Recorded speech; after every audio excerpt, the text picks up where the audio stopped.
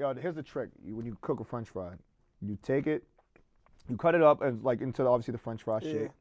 And when you cut it, it's not hard either. It's literally cut your potato, split it, cut it in half, and then like boom, boom, boom, and then half like that. Right there, it's one potato. When you do that, after you do that, you gotta boil them down for a bit, put ice water on them, and then that speeds up, that makes them soft, but also freezes the process of where the molecules are at. Fry them, then you fry them for like 2-3 minutes, take them out, turn the heat all the way high, fry them again, take them out, golden crispy. You can never, ever pass about this cold. Better ask if you ain't know. Pass about this cold. Pass about this cold. What's going on? I'm Davi. This is Cuurve on WTBU. I'm sitting here with OriginalKadeem. What up, boy? What's good, man? Ain't nothing, chillin'. How you doing, bro? I'm good. My fault. I was acting like a fool. But, you good, I'm bro? good. I'm good. Just this snow is shit. Yeah, man. We're currently in the middle of a blizzard right now, so I appreciate you coming out. But you know, I can't be complaining. We in New England. We signed up for it. We came here. You gotta get used to it. I'm like 23 years deep in this spot, so it's whatever. I'm chilling. I'm cooling. How's your 2016 been so far? 2016's been pretty fucking amazing. I gotta shout the wave heavy, bro. Like Collective Boston specifically, yo, thank y'all. There was a show that we had at the Sinclair a week back actually, and it was me, Hassan Barclay, who I performed with. Stiz was there, obviously performing. El Hay, Lakim, Big Bear as well was spinning, and it was just an event. Well, that's dope. That's dope. But I want to talk about 2015. Just came out with Bigelow like 2-3 months ago. Yeah. That's crazy when you said that like 2-3 months ago. It don't feel like 2-3 months. Yeah. Sometimes it feels like a year. Sometimes it feels like yesterday. So it's crazy that you said that. It's just I'm in a flux right now. But yeah, bro, I'm really proud of that project. I'm really dope project excited. For sure. Thank you. I appreciate it, man. Yeah, bro. Yeah, it's part of my maturation. You know, I just growing up. That's really what the project's really about. And going forward, just kind of doing better. You know, Yo was all right. It wasn't great, honestly. And I wanted to make another project that was great, but I wanted to be, keyword here, deliberate. I wanted to be extremely deliberate. So really thankful for Hassan Barclay, really thankful for, you know, Roy, Spare Monkey Studio, for, you know, really digging in me and like, yo, like, dog, like, let's do this shit. Let's do this shit right too.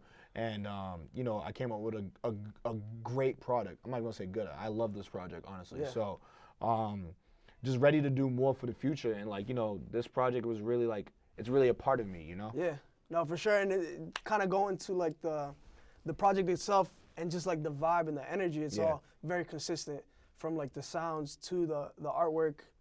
Talk about like what inspired, you know, this project and everything that entails. Yeah, that's a great question. Comes in with the project. That's actually, I love that question because I love talking about it personally. You know, people like shy away from like their work, but not me, dog. Like, you know, so just to go over this real quick, this picture. So this is me. Obviously walking through this piece of art right here, which is a bunch of green teas, and it's in a gallery. Where does that come from? So this is actually made by Angelica Marie, who's an artist. She's actually from out here in Boston, so shout out to Angelica. And really what the whole point of it is that like, yo, like what happened with Bigelow was like, yo, like I was like, you know, doing stuff, like, you know, I was working on, you know, like I said, I did Yo and I was like, okay, this is cool. And I was like, yo, I gotta do better. So I was like, yo, let's do better for the future, basically. And what really sparked me to say, like, yo, like, dog, like, you can do this shit. You gotta just do this shit, right? Because I was like recording, like, I was going to the studio, like, you know, like, not really feeling it, nervous, or like drunk from the night before, hungover, this, that, and the third. And I was like, yo, this can't be the way to do it. So what was a really big inspiration for me was tea. Like, you know, I'm from a Jamaican household. You know, and tea's huge in Jamaica, you know, like, you know, tea on watakraka and plantain on dumpling and ackee on saltfish, you know, all that shit. It's huge in Jamaica, and I never really drank it like that. I drank it, but not like that. So now it's at a point where I was like, yo, I gotta drink tea often, make sure my voice is ready, make sure my voice is right. I would lose my voice at shows before, you know, like just like not really 100% there. So it really was, the tea is really a motif for the project itself to say like, yo, like, let's move from the shit that we're doing now to bigger and better shit going forward in the future. Specifically, the Bigelow tea itself, that's what I was drinking all the time, and really just helping out my voice, helping me just stay calm, center myself in character, and you know, like, that's why the project came out the way it did. flies, whatever with the smoothest move. Divided leather from the newest move. As I hit the global, got the hood plotting to do it too. Cause my vision bout as mobile as Mike Vick scribbling in 04. Been about it, cinematic vision, man, we kick it how we sitting 1,000 miles away, but it feel like home. That's me down there. This project, we made this project specifically, me and Hassan. That's Yeah. the aim that we wanted to do with this project, yeah. Word. But yeah, like, you know, it's just a part of the process, like, you know, just not just dropping stuff Yeah. instinctively, like actually like really thinking about it. Creative work is always inspired by like experience and how you're feeling at that moment. But Pass Up was something, Pass Up you had that like in the summer, right? You came out with the project in what, like November? I think. November, yeah. So like how in advance did you have like these songs? That's actually a great question. Actually, believe it or not, the project was actually done and recorded in February. Like February before last, the summer. The project was already done. Yeah. We went in, I had all the songs. I was writing to the songs for like a little bit. I got like some of the songs basically like November of 2014. November 2014, got like most of the songs basically from Chris, and it was like, I was like, okay, cool, I want to like start going with this project, start recording, did a recording process, and then like stuff started coming together. I was like, yo, this is really like dope, like this is becoming cohesive. This is 2014. Yeah, this is 2014. Yeah. By February, March, like end of February, beginning of March, it was already done recorded, and I was like, all right, you know, cool, but then what happened was I recorded Pass Up, and that's actually crazy because Pass Up is really kind of a hallmark of the project, like really thinking about it like this. Yeah. Pass Up was like one of the last songs for me to record from the project. Okay. I recorded it, and then Roy heard it, and then he was like, yo, we gotta record the whole project again.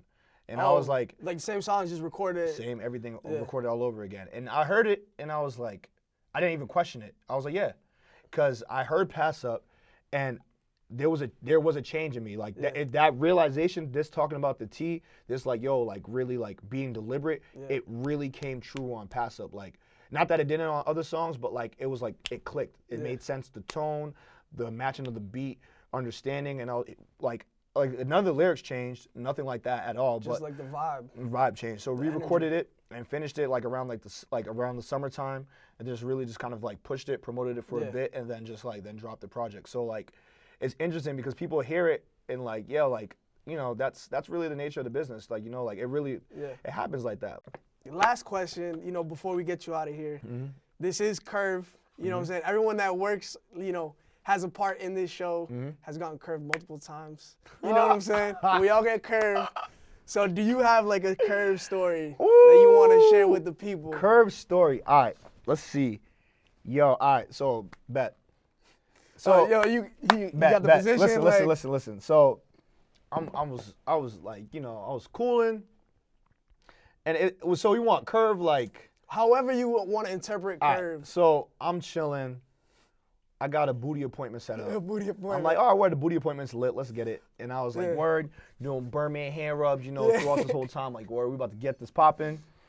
You know, we come through, we chilling, wherever we kicking. We talked about days prior, like, you know, like, yo, like, what's good, you know, and, you know, she said, like, oh, yeah, like, yo, for sure, let's do that. Yeah. I'm, like, using mad, innuendos, but y'all know what the fuck I'm talking about. Oh, that don't even matter. So we go off, we about to go kick it and shit. At the crib, we pull up, and I was like, oh, you coming inside? And she was like, oh wait, are you serious?